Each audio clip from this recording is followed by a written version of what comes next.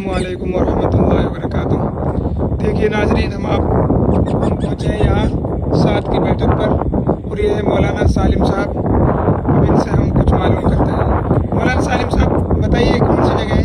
ये तिस्मर के करीब में एक जगह है, पहाड़ की बिल्कुल वादी चोटी पर। इसको ये जगह साद की बैठक के नाम से मशहूर है और एक ख़ास तारीखी हैसियत भी रखती है। आप इधर देखेंगे ये पूरे पहाड़ और जंगलात हैं। पहाड़ के करीब में रेत और मिट्टी के पहाड़ हैं। जिस वक्त में 47 हुआ था और मुसलमान अफरा तफरी के माहौल में थे तो इनका सहारा लिया गया था इन जंगलों का छुपने के लिए।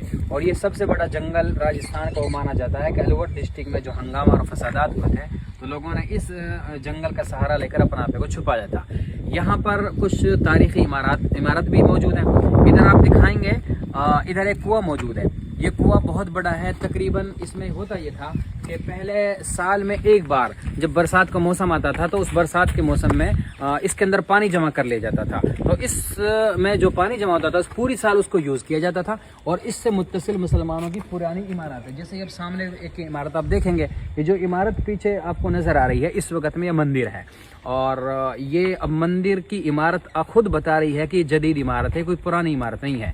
हम अभी मंदिर में अंदर गए और वहाँ पंडित जी से जाके हमने मुलाकात की और उनसे हमने कुछ पूछने की कोशिश की कि साद इसको कहते हैं इस जगह को, तो साद का क्या मतलब है। क्योंकि हम इसको देखते हैं कि मुसलमानों में एक नाम मशहूर है कि साद के नाम से, तो इसी तरह अगर ये साद की बैठक इसको कहते हैं तो इसका ताल्लुक, तारीखी ताल्लुक इसका मुसलमानों से हो सकता है, किसी और से नहीं।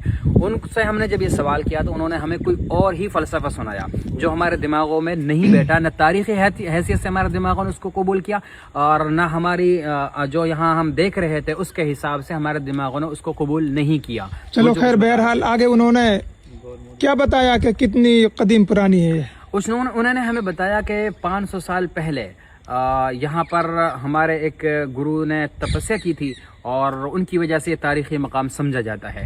और ये तारीख़ी मकामात इस बात के गवाह हैं कि 500 साल पहले का ऐसा कोई फ़लसफ़ा यहाँ मौजूद नहीं है। ये सारी इमारतें मुसलमान बादशाहों की हैं और नवाबों की हैं जो उन्होंने उस वक़्त में तामीर की थी। और ये क्या है?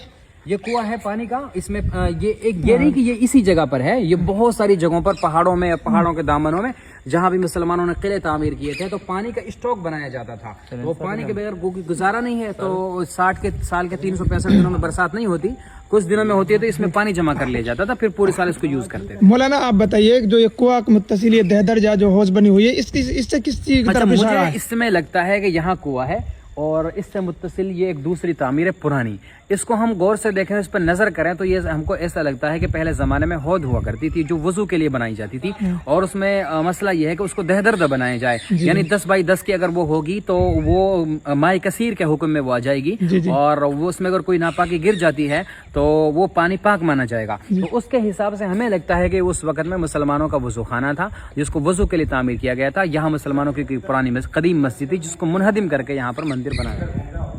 अच्छा जी, ठीक है जी, माशाल्लाह, ठीक है जी, बहुत बहुत शुक्रिया, आपने बहुत अच्छी मालूमात हमारे लिए फराहम की।